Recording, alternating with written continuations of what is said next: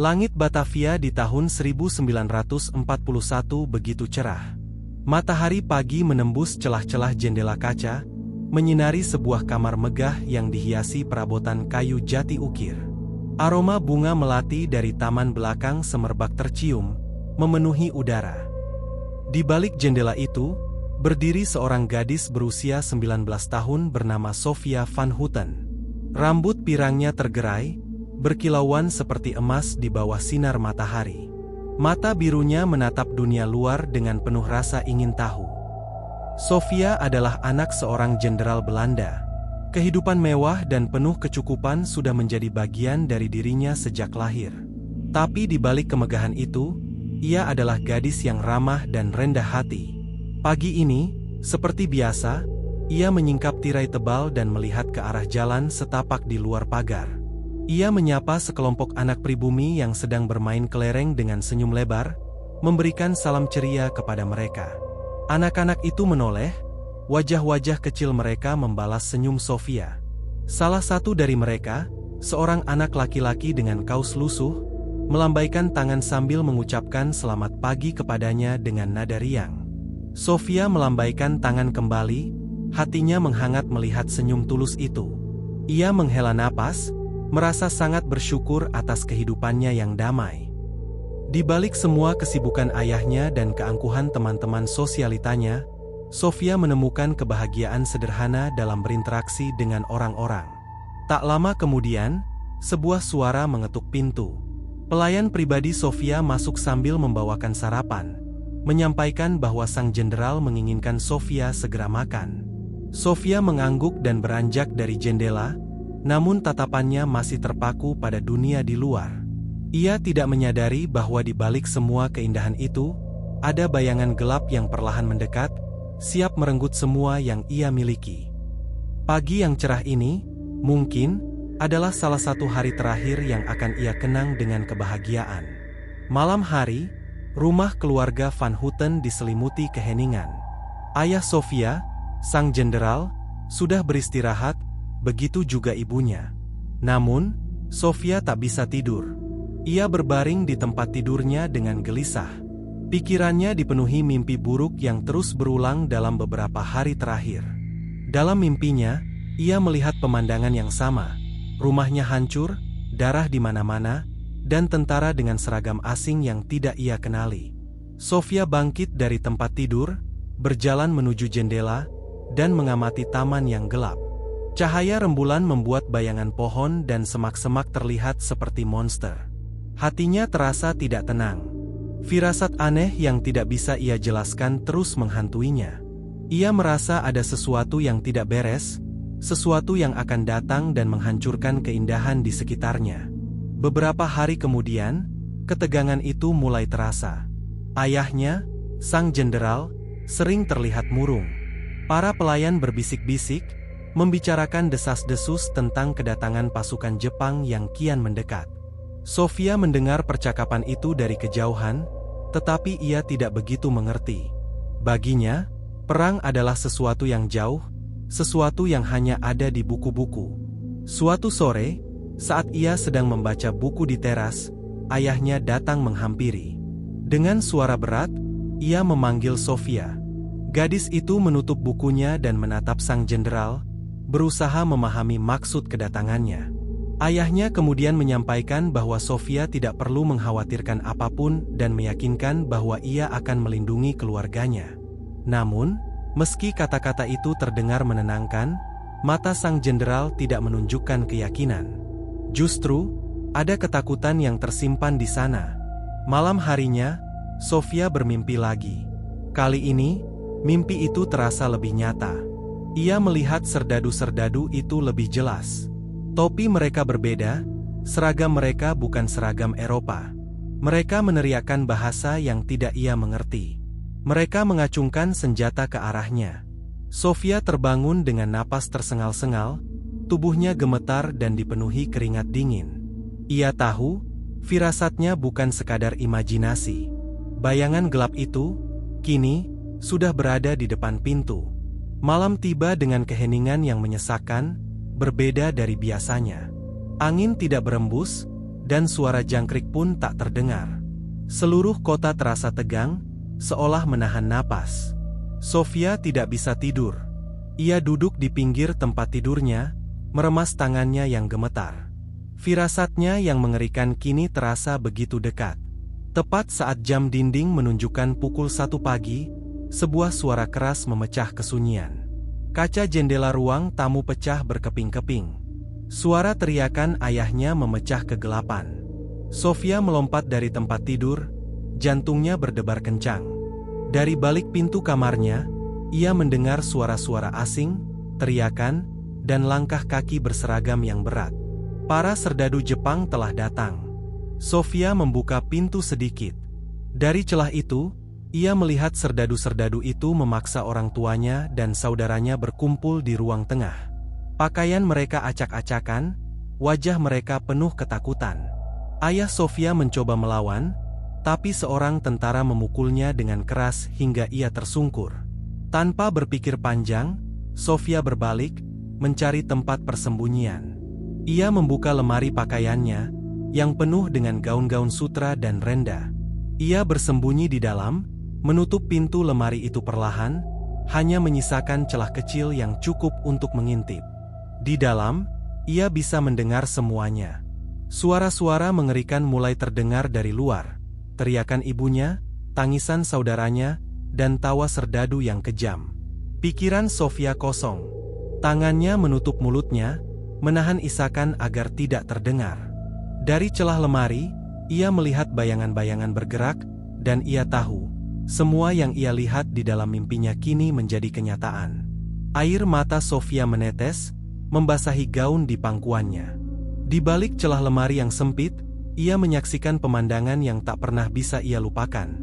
Tawa serdadu Jepang yang menggelegar di atas tangisan keluarganya, kekerasan yang mereka lakukan, dan kehancuran yang terjadi di rumahnya. Sebuah tangan kasar tiba-tiba merenggut pintu lemari, membukanya dengan paksa. Cahaya senter yang menyilaukan menusuk matanya. Seorang serdadu menemukan tempat persembunyiannya dan berseru lantang dengan nada mengejek, menyebut bahwa Sofia bersembunyi di sana seperti seorang nona manis. Sofia menjerit. Ia diseret keluar, tubuhnya dilempar ke lantai yang dingin. Ia melihat saudarinya yang juga sedang dianiaya oleh beberapa serdadu lain. Mata mereka bertemu. Ada rasa takut yang luar biasa, namun juga amarah yang membara. Sofia tak bisa melawan. Ia hanya bisa menangis saat tubuhnya dilecehkan. Rasa sakit itu begitu menyiksa, menusuk hingga membuatnya hampir kehilangan kesadaran. Namun, di tengah rasa sakit itu, ia melihat saudarinya menendang salah satu serdadu. Serdadu itu bereaksi dengan kemarahan hebat, berteriak murka, lalu mengayunkan pedangnya. Dengan kilatan yang cepat, kepala saudarinya terpenggal, jatuh ke lantai yang penuh darah. Pemandangan itu, alih-alih membuat Sofia semakin takut, justru memicu keberanian yang tak terduga dalam dirinya. Ia mengumpulkan sisa-sisa kekuatannya, menendang serdadu di atasnya sekuat tenaga. Serdadu itu menanggapi tindakan tersebut dengan kemarahan dan mengumpat kasar, kemudian mengangkat pedangnya tinggi-tinggi. Sofia menatap mata serdadu itu, tidak lagi dengan ketakutan, melainkan dengan amarah yang membara. Ia tahu, ajalnya sudah dekat. Pedang itu diayunkan, dan dalam sekejap, semua rasa sakit hilang. Tidak sakit, hanya gelap. Semakin gelap, hingga ia tidak bisa merasakan apa-apa lagi. Segalanya terasa kosong. Ia tidak sadarkan diri. Matahari pagi menyinari wajah Sofia. Ia mengerjapkan matanya, napasnya tersengal-sengal. Keringat membasahi seluruh tubuhnya. Ia merasakan sakit yang luar biasa, namun begitu matanya terbuka, ia melihat langit-langit kamarnya yang akrab. Gaunnya, bantalnya, dan selimutnya, semuanya ada di tempatnya. Dengan lega, ia membisikkan pada dirinya sendiri bahwa itu hanyalah mimpi, hingga air mata pun menetes dari matanya. Ia bangkit dari tempat tidur, masih merasakan sisa-sisa trauma dari mimpi buruknya. Langkahnya gontai saat ia berjalan ke jendela. Di luar, ia melihat seorang anak pribumi sedang bermain di jalan. Sofia tersenyum dan melambaikan tangannya seperti biasa. Namun, anak itu tidak membalas. Ia malah berteriak dengan wajah pucat pasi, lalu lari terbirit-birit sambil menyebut Sofia sebagai hantu. Sebagai hantu noni Belanda. Sofia terkejut. Ia memandang keluar, namun suasana di sana terlihat berbeda. Jalanan yang dulu bersih kini dipenuhi ilalang. Rumah-rumah tetangga yang megah kini terlihat kumuh dan tidak terawat. Ia menoleh ke dalam kamarnya, dan melihat tumpukan debu tebal di sudut ruangan, sarang laba-laba, serta cermin yang retak. Bingung, Sofia berjalan keluar kamar. Ia mencoba menyentuh tembok, namun tangannya justru menembus. Ia menarik tangannya kembali dengan panik. Ia berlari ke arah tangga dan jatuh, namun tubuhnya melayang di udara tanpa merasakan apa-apa. Seketika, kepingan-kepingan memori itu datang. Kenangan tentang pedang yang diayunkan, rasa sakit, dan kegelapan yang menelannya. Ia ingin berteriak, namun tidak ada suara yang keluar, hanya udara yang bergetar. Sofia berlari ke ruang tamu, dan melihat sebuah koran tua tergeletak di meja. Ia membaca tanggalnya, 12 Mei 1960. Ia tertegun, menyadari bahwa tragedi itu bukanlah mimpi. Itu kenyataan, dan ia telah tertidur selama hampir 20 tahun. Ia melihat pantulan dirinya di cermin yang retak. Wajahnya pucat, matanya kosong, dan gaunnya berlumuran darah. Pada saat itulah ia menyadari bahwa ia bukanlah Sofia yang dulu. Ia kini adalah hantu, arwah pendendam yang terkunci di antara dua dunia. Tahun 1960. Rumah keluarga Van Houten, yang dulu begitu megah dan terawat, kini hanya menyisakan reruntuhan dari kejayaannya. Dinding-dindingnya mengelupas, jendelanya pecah, dan perabotan-perabotan berharga ditutupi kain kotor yang penuh debu. Udara di dalamnya terasa dingin, lembab, dan berbau tidak sedap. Sofia melayang di dalam, menyaksikan kehancuran ini dengan kemarahan yang membara. Dendam di hatinya semakin membesar. Ia tidak terima bahwa rumah yang seharusnya menjadi tempat perlindungan keluarganya kini menjadi sarang debu dan kotoran. Tiba-tiba, suara motor tua terdengar di halaman depan. Seorang pemuda dengan senyum lebar turun dari motor. Ia adalah Ardi, seorang mahasiswa yang mencari tempat tinggal murah. Ia diikuti oleh dua temannya. Salah satu teman Ardi terpukau melihat bangunan itu dan menyatakan dengan penuh kekaguman bahwa rumah tersebut sangat besar serta cocok untuk menjadi tempat mereka berkumpul. Mereka masuk tanpa permisi. Suara langkah kaki mereka menggema di seluruh ruangan, memecah keheningan yang sudah berlangsung selama hampir 20 tahun. Sofia menyaksikan mereka dengan mata penuh kebencian. Ketiganya tertawa, membongkar beberapa barang, dan bertingkah seolah-olah rumah itu milik mereka. Ardi, setelah menepuk sebuah meja antik di ruang tengah, berkata kepada teman-temannya bahwa meja itu masih bisa dipakai dan dapat dijadikan tempat makan. Amarah Sofia memuncak. Ia tidak bisa membiarkan orang-orang ini menodai rumahnya. Dengan kekuatan yang entah datang dari mana, ia memfokuskan amarahnya pada sebuah bingkai foto yang tergantung di dinding. Bingkai itu bergetar, lalu jatuh dengan suara keras. Ketiga pemuda itu terdiam dan saling berpandangan. Salah satu dari mereka, dengan suara bergetar, bertanya-tanya apa yang baru saja terjadi. Ardi mencoba menenangkan mereka dengan mengatakan bahwa kemungkinan itu hanya tikus, meskipun sebenarnya ia sendiri tidak yakin. Ia bisa merasakan aura dingin yang tiba-tiba memenuhi ruangan. Sofia tersenyum tipis. Ia tahu ini baru permulaan. Ia akan memastikan tidak ada yang bisa hidup tenang di rumahnya ini. Ia akan menebar teror yang tak akan pernah mereka lupakan. Dan ia akan memastikan semua orang tahu bahwa rumah ini adalah miliknya. Malam itu, dinginnya udara terasa menusuk hingga ke tulang. Ardi dan kedua temannya duduk melingkar di ruang tengah, mencoba meyakinkan diri bahwa suara bingkai foto jatuh semalam hanyalah kebetulan. Namun, aura aneh di dalam rumah itu tidak bisa mereka abaikan. Salah satu teman Ardi berusaha menenangkan diri dengan mengatakan bahwa ia merasa semua itu hanyalah ulah seekor tikus, meskipun suaranya sendiri terdengar tidak yakin. Teman yang lain langsung membantahnya dalam kegelisahan, menyatakan bahwa hal tersebut tidak mungkin hanya suara, melainkan hawa dingin yang tiba-tiba muncul dan membuat seluruh tubuhnya merinding. Tiba-tiba, suara langkah kaki yang sangat pelan terdengar dari tangga. Langkah itu terdengar anggun, seolah seseorang sedang menuruni tangga dengan hati-hati. Mereka bertiga terdiam, saling berpandangan.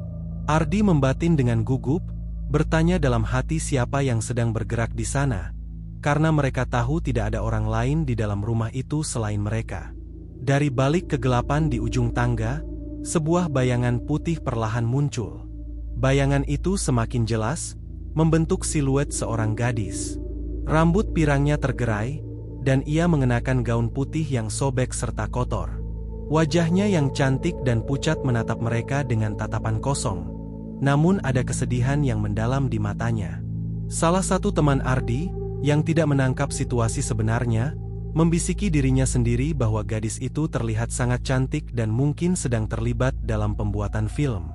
Ardi kemudian memberanikan diri melangkah maju dan mengulurkan tangan. Dalam hatinya berusaha menyapa gadis itu dan menanyakan apakah ia tinggal di rumah tersebut. Sofia tetap diam, tetapi ekspresi wajahnya mulai berubah.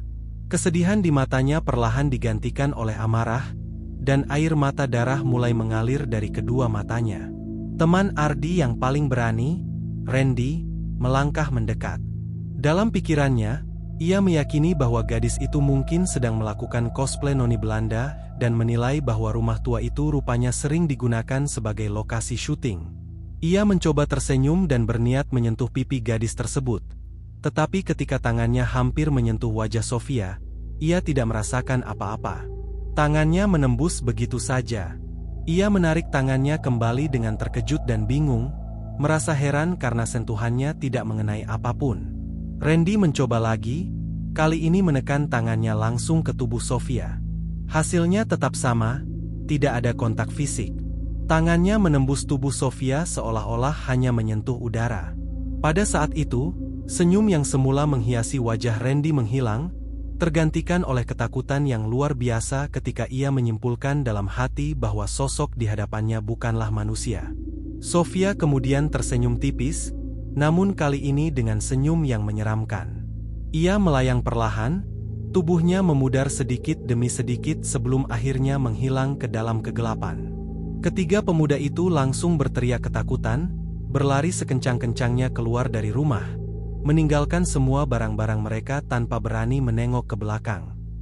Tiga pemuda itu berlari tanpa henti, meninggalkan rumah tua keluarga Van Houten. Mereka tidak berhenti hingga tiba di pos ronda terdekat. Dengan napas terengah-engah dan wajah pucat, mereka menceritakan apa yang baru saja mereka alami. Mereka bercerita tentang sosok noni Belanda yang cantik, namun tembus pandang. Randy, dengan suara bergetar, menegaskan kepada para warga bahwa mereka sempat mencoba menyentuh sosok itu, namun tangan mereka justru menembus tubuhnya. Para warga yang mendengarkan awalnya tidak percaya. Ada yang menganggap mereka hanya berhalusinasi, ada juga yang menertawakan mereka karena lari ketakutan dari rumah kosong. Namun, beberapa orang tua justru terdiam dan saling berbisik satu sama lain. Mereka tahu betul cerita tentang rumah keluarga Van Houten. Seorang kakek memperingatkan temannya dengan nada pelan, menyampaikan bahwa ia sudah lama mengingatkan agar tidak ada yang mendekati rumah itu.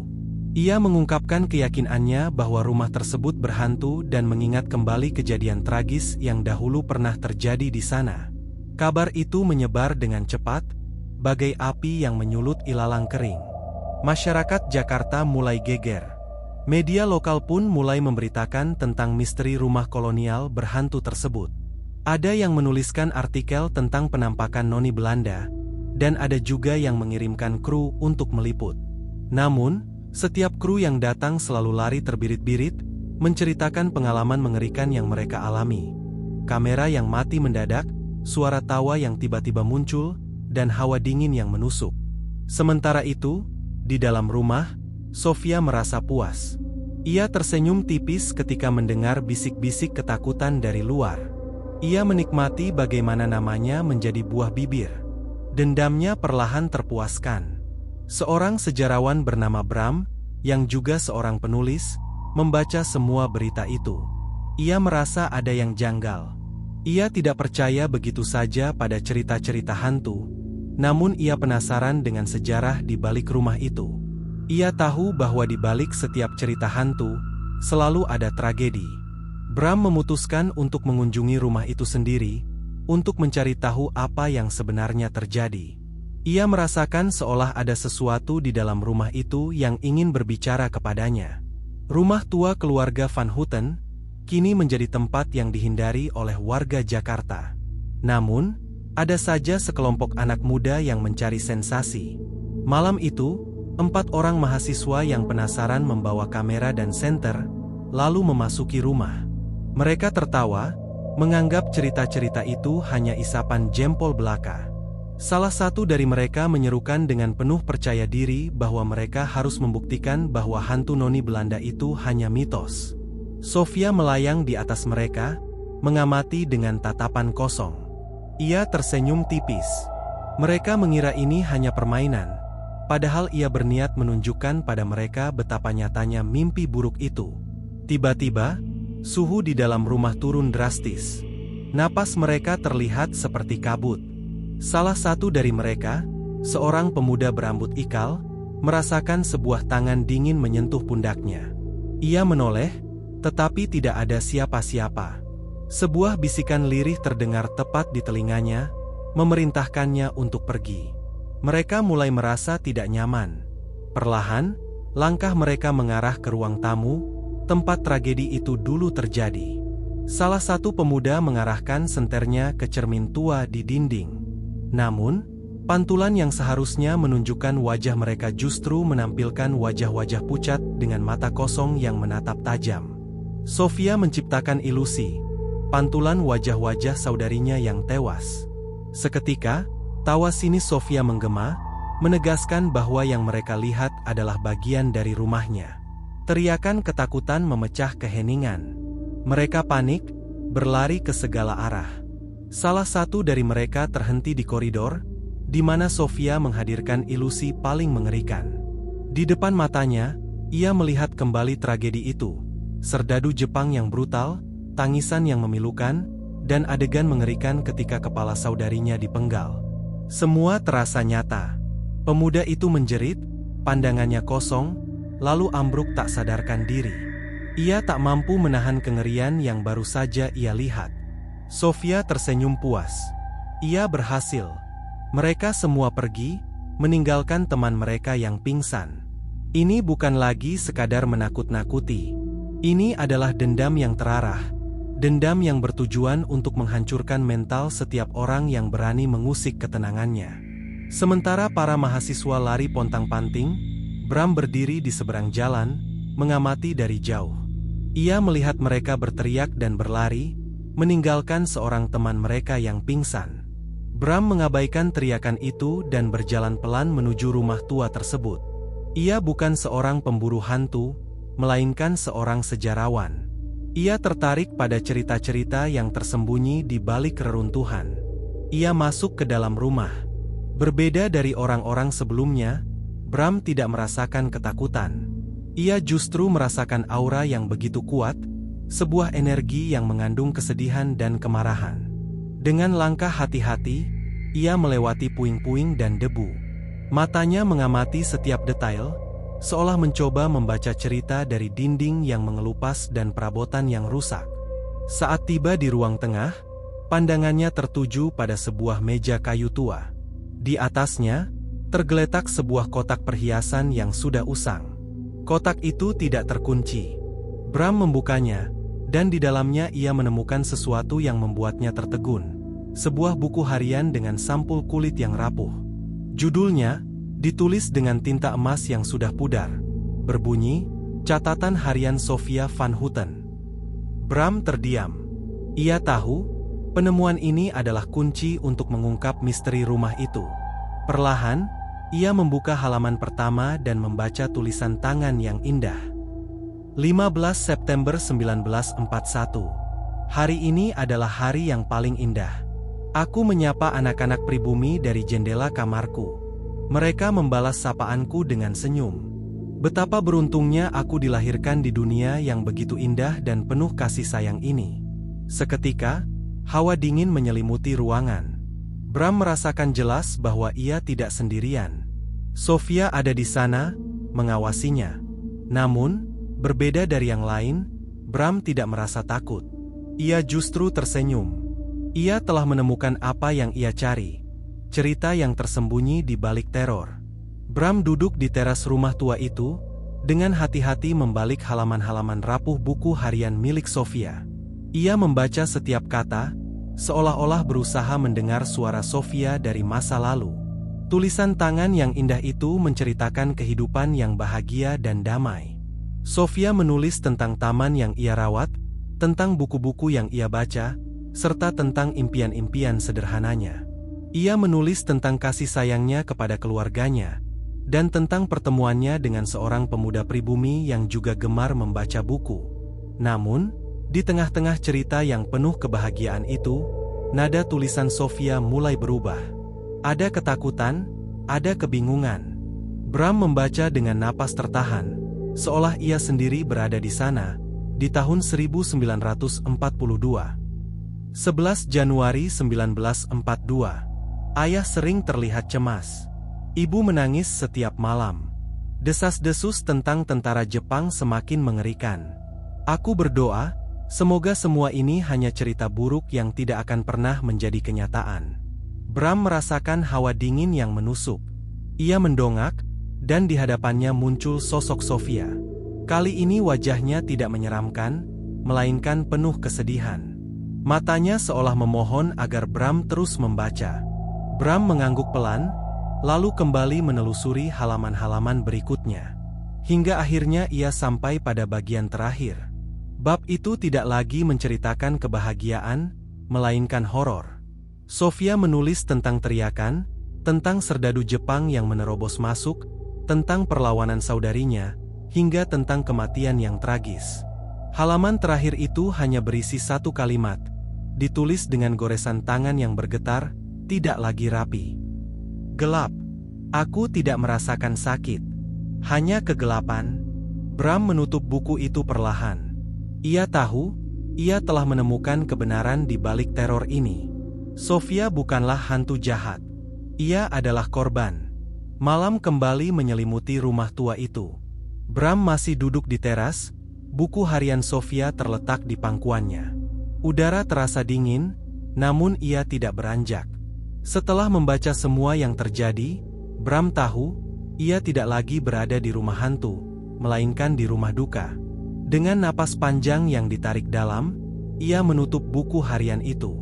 Dalam hati, ia memanggil Sofia dengan lembut, penuh kehati-hatian.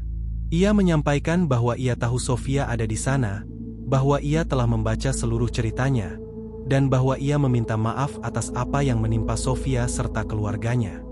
Tidak ada jawaban. Namun hawa dingin yang menusuk perlahan menyelimuti tubuh Bram. Angin kencang tiba-tiba berembus, membuat pintu dan jendela yang sudah usang berdecit nyaring. Pemandangan di sekitarnya berubah menjadi ilusi. Bram melihat bayangan tentara Jepang, senapan yang terkokang, dan sosok-sosok yang menjerit kesakitan. Sofia mencoba menakutinya, seperti yang selalu ia lakukan. Namun Bram tidak bergeming. Ia tahu, semua itu bukan teror sungguhan, melainkan wujud trauma Sofia yang terperangkap. Ia berdiri tegak, menatap lurus ke arah ilusi-ilusi itu. Dalam hatinya ia mengatakan bahwa ia tahu apa yang terjadi pada gadis itu, dan bahwa ia tidak akan menyakitinya. Ia mengulurkan tangannya, seolah ingin meraih sosok tak kasat mata di depannya, sambil menyampaikan bahwa ia berada di sana bukan untuk mengusir Sofia, melainkan untuk membantunya. Seiring dengan niatnya itu, suara-suara mengerikan mulai mereda. Ilusi-ilusi menghilang, dan hawa dingin perlahan pudar, digantikan oleh hening yang ganjil.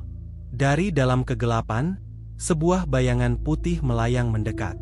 Sofia muncul. Kali ini ia tidak lagi mengenakan gaun kotor berlumuran darah. Gaun putih bersih membalut tubuhnya, seperti ketika ia masih hidup.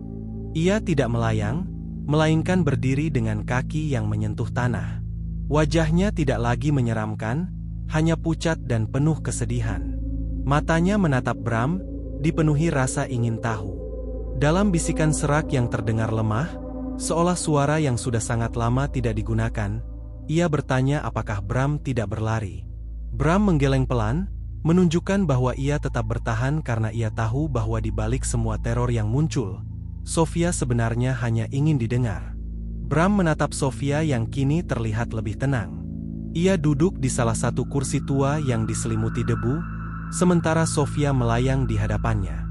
Bram bertanya dalam suara yang dipenuhi empati, ingin tahu mengapa Sofia tidak bisa pergi meskipun ia sudah membaca semua yang terjadi pada gadis itu. Sofia membalas dengan suara sedih, menjelaskan bahwa ia tidak bisa pergi karena jasadnya tidak dikuburkan dengan layak, sehingga ia tidak menemukan jalan pulang. Ia kemudian menunjuk ke arah sumur di halaman belakang dan mengatakan bahwa ia bisa merasakan tubuhnya berada di sana. Bram mengangguk, menunjukkan bahwa ia mengerti. Ia menyatakan bahwa ia akan membantu, berjanji untuk menemukan jasad Sofia dan memakamkannya dengan layak agar gadis itu bisa menemukan kedamaian. Namun Sofia masih ragu dan menatap Bram dengan penuh ketidakpercayaan, mempertanyakan bagaimana ia bisa mempercayainya, karena semua orang hanya ingin mengusirnya dan takut padanya. Bram menjawab dengan lembut bahwa ia berbeda. Ia hanya ingin membantu karena ia tahu Sofia bukan hantu jahat, melainkan seseorang yang tersesat dan sendirian. Sofia terdiam dan menatap Bram. Mata birunya memancarkan kesedihan, namun ia juga merasakan ketulusan dari sikap Bram. Untuk pertama kalinya dalam hampir 20 tahun, ia merasakan adanya harapan. Ia akhirnya menyampaikan dengan pelan bahwa ia mempercayainya. Keesokan harinya, Bram kembali ke rumah itu. Ia membawa beberapa alat dan meminta izin kepada tetangga untuk menggali sumur tua di halaman belakang. Awalnya mereka ragu, namun Bram berhasil meyakinkan mereka dengan menjelaskan bahwa ia sedang meneliti sejarah rumah itu dan ada sesuatu yang harus ia cari. Saat penggalian dimulai, Bram merasakan hawa dingin tiba-tiba memenuhi udara. Ia tahu bahwa Sofia ada di sana, mengawasinya. Bram menguatkan hatinya. Ia harus menemukan jasad Sofia. Ia harus mengembalikan kedamaian pada arwah yang tersakiti itu. Di halaman belakang rumah tua, Bram bersama dua pekerja yang dibayarnya mulai menggali sumur tua. Udara terasa berat dan dingin, padahal matahari bersinar terik. Suara gesekan sekop ke tanah seolah memecah keheningan yang sudah lama ada. Kedua pekerja itu terlihat gelisah. Mereka seringkali berhenti, saling berbisik, lalu melihat ke sekeliling dengan tatapan khawatir. Saat mereka mulai menggali lebih dalam, terdengar suara aneh. Bukan bisikan atau tawa, melainkan tangisan lirih yang menyayat hati, seolah datang dari dalam tanah. Salah satu pekerja, dengan suara bergetar, menyampaikan kepada Bram bahwa ia merasa ada sesuatu yang tidak beres. Bram menanggapinya dengan perintah agar mereka terus menggali. Ia menatap lurus ke bawah, menyadari bahwa tangisan itu adalah suara Sofia, bukan lagi penuh amarah, melainkan penuh kesedihan. Ia bisa merasakan Sofia berada di sana, mengawasinya, berharap ia tidak menyerah. Setelah beberapa jam, salah satu pekerja berteriak ketika sekopnya membentur sesuatu yang keras. Mereka menyingkirkan tanah dan lumpur, dan di bawahnya, mereka menemukan tumpukan kain yang sudah lapuk. Begitu kain itu disingkap, tampak kerangka manusia yang sudah tak utuh. Itu adalah kerangka Sofia. Meskipun sudah 20 tahun terkubur, kerangka itu masih utuh. Pemandangan itu begitu menyedihkan. Kedua pekerja langsung mundur, wajah mereka pucat pasi. Mereka tidak menyangka, di bawah tanah yang mereka injak, tersembunyi sebuah tragedi mengerikan.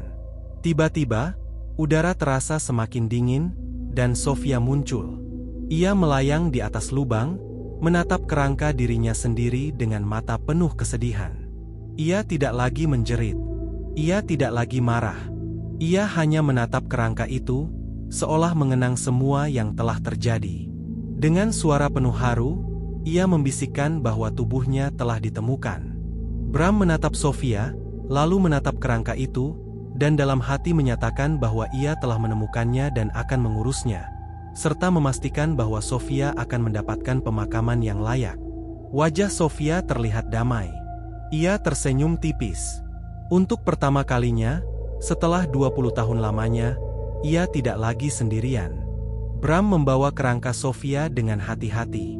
Ia memasukkannya ke dalam sebuah peti kayu sederhana yang ia buat sendiri. Ia tidak ingin jasad itu kembali terkubur di tempat yang tidak layak. Di samping peti itu, ia meletakkan buku harian Sofia sebagai simbol bahwa kisahnya kini akan selalu dikenang. Tanpa banyak bicara, Bram pergi ke pemakaman Belanda yang sudah lama tidak terawat. Ia tahu bahwa di sanalah Sofia akan bisa beristirahat di dekat keluarganya. Di tempat itu sudah ada 3 makam dengan nisan usang, makam ayah, ibu, dan saudara perempuannya. Bram menggali sebuah lubang kecil di samping makam keluarga Sofia. Dengan penuh hormat, ia menurunkan peti kayu itu ke dalam lubang. Hawa dingin tiba-tiba menyelimuti tubuhnya. Bram merasakan kehadiran Sofia yang seolah mengawasinya. Ia menatap ke atas, membiarkan isi hatinya menyampaikan pesan lembut kepada Sofia bahwa kini ia bisa beristirahat, bahwa ia akan berada di samping keluarganya, dan bahwa mereka semua telah menunggunya. Saat Bram mulai menimbun tanah, terdengar bisikan lirih yang penuh haru, seakan-akan Sofia mengucapkan terima kasih padanya. Bram tidak menoleh. Ia terus menimbun tanah hingga peti itu tertutup sempurna. Dalam hatinya, ia tahu bahwa Sofia akhirnya menemukan kedamaian yang selama ini ia cari. Bram kembali ke rumah tua itu setelah pemakaman. Ia duduk di teras, tempat ia pertama kali membaca buku harian Sofia. Udara terasa lebih ringan, dan aroma melati, yang sudah lama tidak tercium, kini kembali semerbak. Ia tahu, Sofia ada di sana, tidak lagi dalam wujud menakutkan, melainkan sebagai kehadiran yang tenang. Dengan suara yang pelan dan penuh hormat, Bram membisikkan pertanyaannya kepada Sofia, dan ia merasakan jawaban lembut yang menegaskan bahwa Sofia memang hadir dan berterima kasih kepadanya. Bram kemudian bertanya apakah Sofia sudah tenang, dan ia merasakan bahwa Sofia kini bisa merasakan keluarganya, meskipun masih memiliki keinginan untuk melihat mereka sekali lagi. Bram mengerti bahwa Sofia ingin melihat anak-anak pribumi yang dulu ia sapa, dan ingin menyaksikan dunia yang telah berubah. Ia berjanji dalam hati bahwa ia akan kembali keesokan pagi untuk menunjukkan dunia itu kepadanya, sebuah dunia tempat Sofia tidak lagi sendirian. Keesokan paginya, Bram kembali. Ia duduk di teras, memejamkan mata, dan merasakan kehadiran Sofia. Dalam benaknya, ia membayangkan mereka berjalan bersama di jalanan yang dulu pernah ia lalui. Ia membayangkan Sofia tersenyum saat melihat anak-anak pribumi bermain dengan bebas di jalan. Bram membisikkan dalam hatinya bahwa dunia sudah berubah, bahwa anak-anak pribumi tidak lagi merasa takut dan kini hidup dalam kebebasan. Sebuah senyuman lembut muncul di wajahnya, karena ia tahu Sofia sudah melihatnya. Dunia yang baru, dunia yang tidak lagi sama seperti masa lalu. Ia merasakan ungkapan terima kasih dari Sofia, sebuah pesan halus bahwa Sofia tidak akan pernah melupakannya. Sesaat kemudian, sebuah cahaya putih melintas di depan Bram lalu perlahan menghilang. Kehadiran Sofia tak lagi terasa. Bram tahu bahwa ia telah pergi ke alam yang seharusnya. Setelah kepergian Sofia, Bram merasakan kekosongan yang dalam di rumah itu. Namun, kekosongan itu tidak terasa sedih, melainkan damai. Ia tahu, ia telah membantu sebuah jiwa yang tersesat menemukan jalan pulang. Bram tidak pernah melupakan janji yang ia buat kepada Sofia. Ia memutuskan untuk menceritakan kisahnya kepada pihak berwenang, berharap mereka akan mengizinkannya mengubah rumah tua itu menjadi museum. Setelah berbulan-bulan bernegosiasi dan memberikan bukti, akhirnya ia berhasil. Pemerintah daerah tertarik dengan kisah tragis keluarga Van Houten dan perjuangan Bram untuk membawa kedamaian pada arwah Sofia. Rumah itu direnovasi, namun tetap mempertahankan arsitektur aslinya. Barang-barang antik yang masih utuh dibersihkan, dan foto-foto keluarga Van Houten yang berhasil Bram temukan di arsip-arsip tua dipajang di dinding. Buku harian Sofia yang rapuh menjadi pajangan utama, dilindungi oleh kaca. Di bawah buku harian itu, Ada tulisan yang menjelaskan tentang kehidupan Sofia yang penuh keindahan dan akhir yang tragis. Saat museum itu dibuka, banyak orang yang datang. Tidak ada lagi rasa takut di mata mereka, hanya rasa ingin tahu dan empati. Mereka tidak datang untuk mencari sensasi horor, melainkan untuk belajar tentang sejarah yang menyedihkan dan menghargai seorang gadis yang kehilangan segalanya. Suatu sore, Bram duduk di teras, tempat di mana ia pertama kali berbicara dengan Sofia. Ia melihat seorang anak kecil pribumi memegang tangan ibunya dan menatap ke arah jendela, di mana dulu Sofia sering menyapa anak-anak. Anak itu tersenyum dan melambaikan tangan, seolah ia bisa melihat sosok Sofia di sana. Bram tersenyum. Ia tahu, meskipun Sofia sudah pergi, kisahnya akan tetap hidup. Ia tidak lagi menjadi hantu yang menakutkan, melainkan menjadi kenangan yang manis. Dan cerita pun selesai sampai di sini. Terima kasih untuk kalian yang sudah mendengarkan cerita ini sampai selesai. Jangan lupa like dan subscribe jika kalian suka. Dan sampai jumpa di cerita horor lainnya.